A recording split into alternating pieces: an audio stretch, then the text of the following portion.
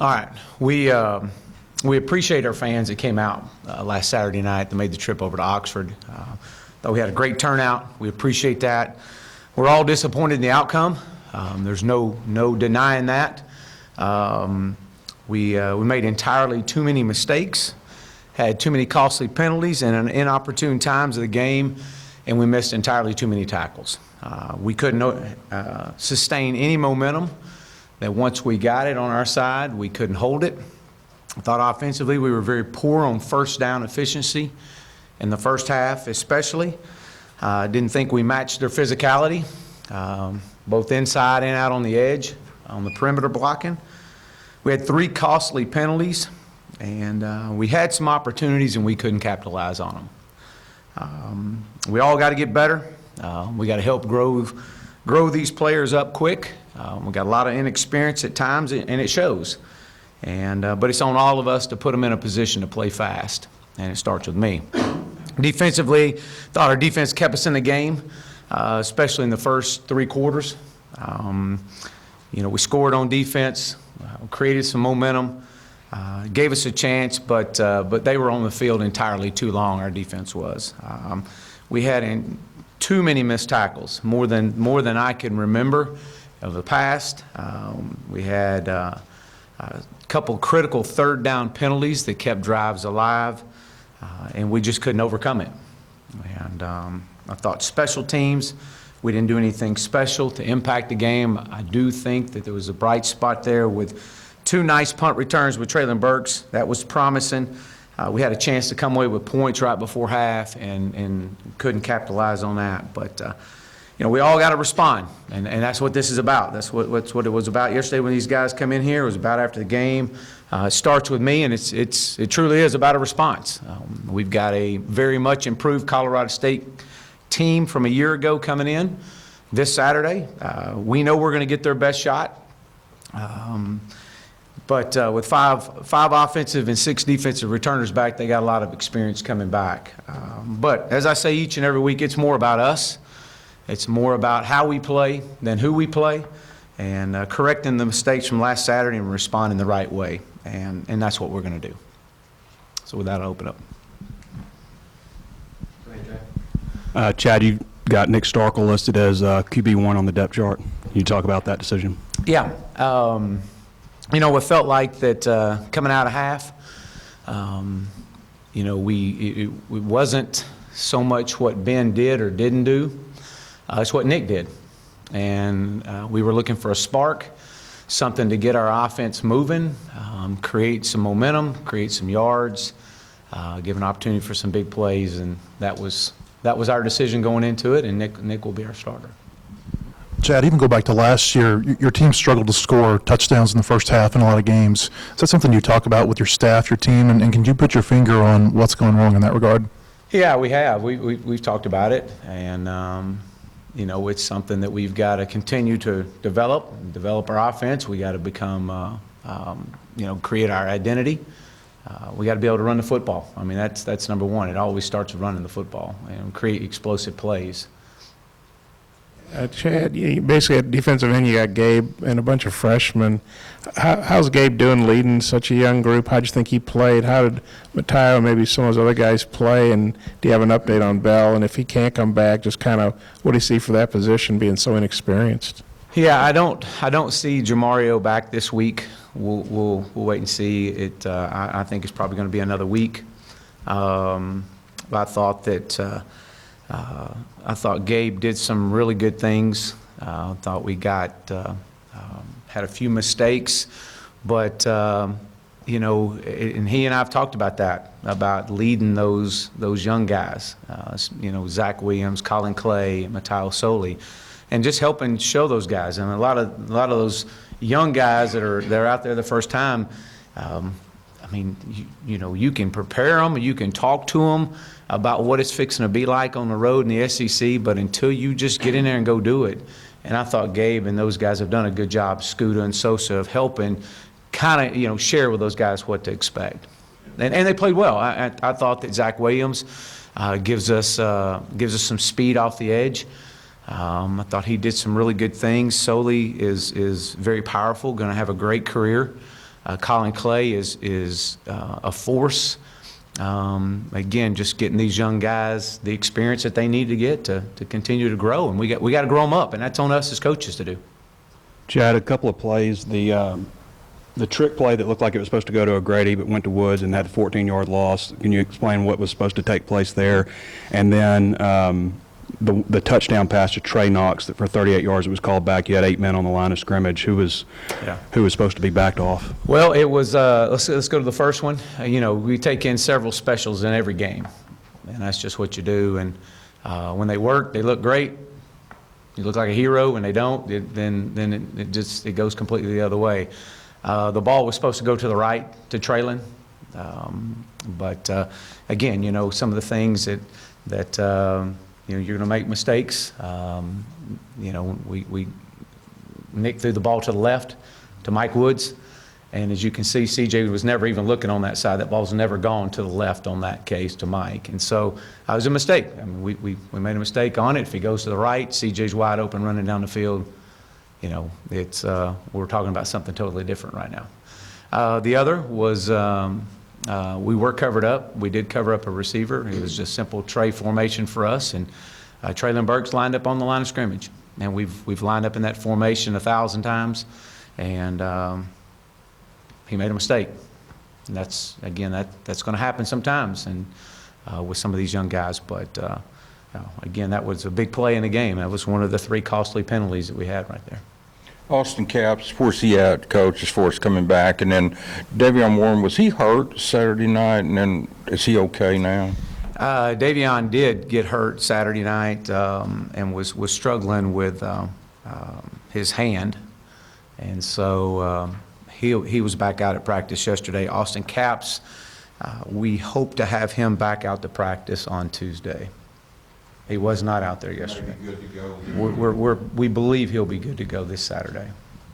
Chad, you mentioned the importance of the run game. When you look back at this last game, what was it that prevented you from running the way you wanted to do, and what you have to get better to exert the run? Well, I think first half, I think that they were loading the box on us, and I think that they really, going back and watching film, they didn't do anything out of the ordinary. They bumped their front a little bit, slid their front, but we see that every week against our defense. So that wasn't anything out of the ordinary. We've just got to continue to maintain our blocks, play with low pad level, and we got to be able to hang on the football too.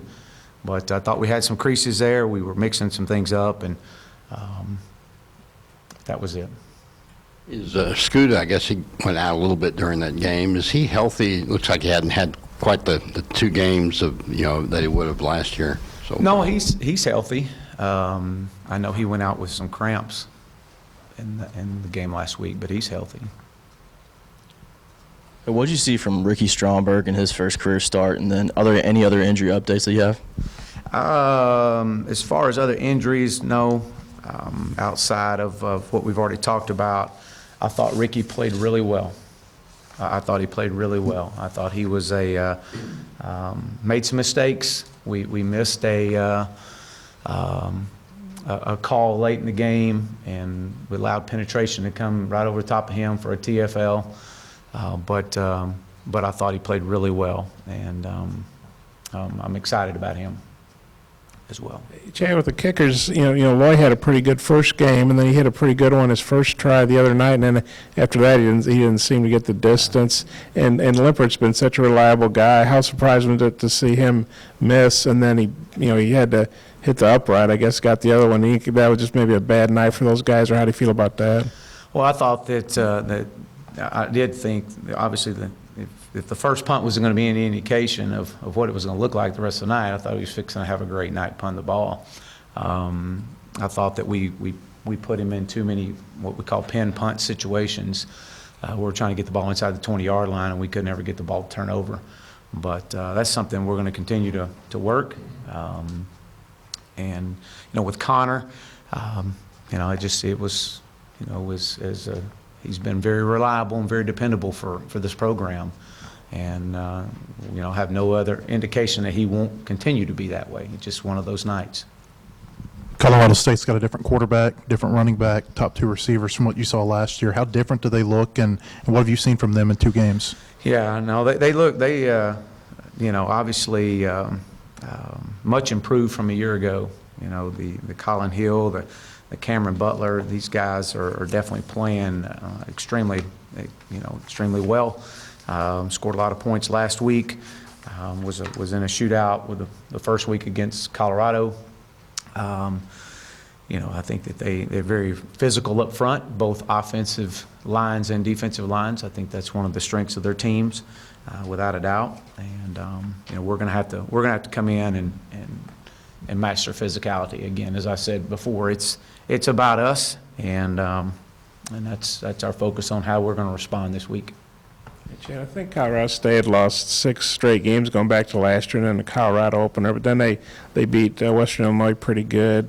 How much do you think that helps, them, that they had a good win and the momentum, maybe confidence that they're bringing here after a game like that? Well, I think, any team, any program that gets a win, you build off of it. You build confidence off of it. And I know that they played well against Colorado, and, there was some mistakes at the end. It kind of let Colorado kind of pull away, but it was nip and tuck all the way through that entire game. But I think that the way they responded after that first opening loss last week and played really well and got a win, and I know we're going to get their absolute best.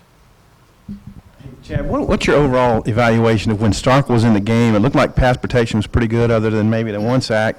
Just the feel that you got from how he was directing the offense, and things looked more open up and more dangerous, I guess. Yeah, I think that I did, the pass protection was, I thought the ball came out of his hand quick, which helped the pass protection up front. We did let him get hit after the ball was released too much. We got to keep him clean, especially in the fourth quarter. There was the 1 sack that he did not have a chance to get the ball out and throw it away. But the one thing I did see, the ball came out of his hand quick, and I thought at that point you kind of saw Ole Miss kind of back off a little bit and give us some underneath stuff and loosen some things up. Chad, you look at their 2 deep, Colorado State, they got a bunch of guys from, obviously Mike Bobo coached at Georgia a long time, but they got a bunch of guys from Georgia, Florida, South Carolina. It seems like an atypical Western team from a roster standpoint. What do you think about that? Are you familiar with some of their guys? And I would think that would help them deal with the heat on Saturday. Yeah, we've, looking at their roster and seeing some of the players that they've recruited, we re-recruited several of those guys, especially when we were at SMU, and bumping into their coaches. Their coaches are all over. They do a great job of recruiting. They do a great job of using the footprint of where Coach Bobo was from and the relationships that he has. And I think that's been a huge deal. And you see them travel all over. And I think that's something that's kind of their footprint in recruiting. They go all over. This is a second straight week your secondary's played nearly every snap. They look pretty tired near the end of the game. Is that an area you'd like to see a little bit more rotation to keep those guys fresh late in the game? It is, and that's something that from us as a staff that we got to continue to bring these other guys along and get them reps and get them the confidence that they need in practice. Again, when you put the defense out there on the field as long as they have, it's you're going to see some things at the end of a game that we've got to do a better job of substituting. Coach, with the running game, it looks like you're getting some production out of Rakeem Boyd and Devion Warren on end arounds and stuff, but not a whole lot of production from the other backs. What do you have to do to shore that up, and could we possibly see a Monte Spivey? Is he potentially ready? Well, we're bringing Monte along.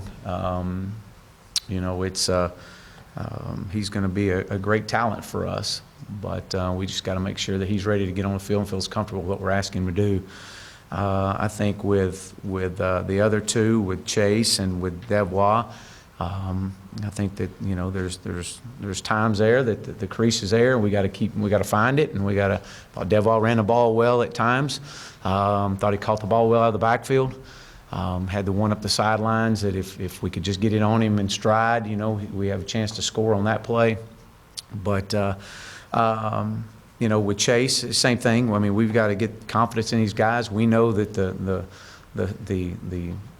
the physicality of this league moving forward, we're going to need them all, and we got to make sure that they're ready to go. And so, that's something that we're encouraging those guys, and we got to continue to stay the course with them. Coach, you guys traveled a lot of freshmen, or true freshmen, but not Hudson Henry. What does he need to do to maybe see the field? And yeah, that's it. Yeah, I think that same way with a lot of our true freshmen. They're fantastic football players. I mean, you can only travel 70 on the road, and we've got to continue to bring them along and get their confidence and get their knowledge and understanding of what we're asking them to do. Hudson's going to be a fantastic football player for us, but again, we just weren't ready at this point. I had a question about the play, the O'Grady play. They pulled the targeting off of it and then respotted it. Correct me if I'm wrong. Can they still call a hitting a defenseless player or launching at a defenseless player penalty in that case? And did you say anything to the league about it? And I got another question, too. I know that from what we've been told, that if it's close, they're going to call it and then re-officiate it upstairs through replay. And that's what they did, and they didn't see any indication that it was a targeting call, and that was, that's all you ask as a coach. It's just if it's able to go back up and get re-officiated and make sure the right call was made. For the player safety, I think that's the right thing to do. And after watching it on film, I think we made the right call. But can they not still call a hitting a defenseless ball carrier? Because I'm just confused about the rule. Yeah, I don't. I think they can call a late hit, but I don't. I think it's. But no, not that I recall on it. Dante Wright really stood out to me on film watching Colorado State's 2 games. What do you make of that kid and the way they're using him? Well, I think that he is a young man that's very explosive. I think a guy that's he's all over the field. I mean, this is a young man that's just a freshman, and they do a great job of moving around and getting the ball in his hands, and so. It's someone that definitely he's very quick, and someone we gotta know where he is on the field at all times.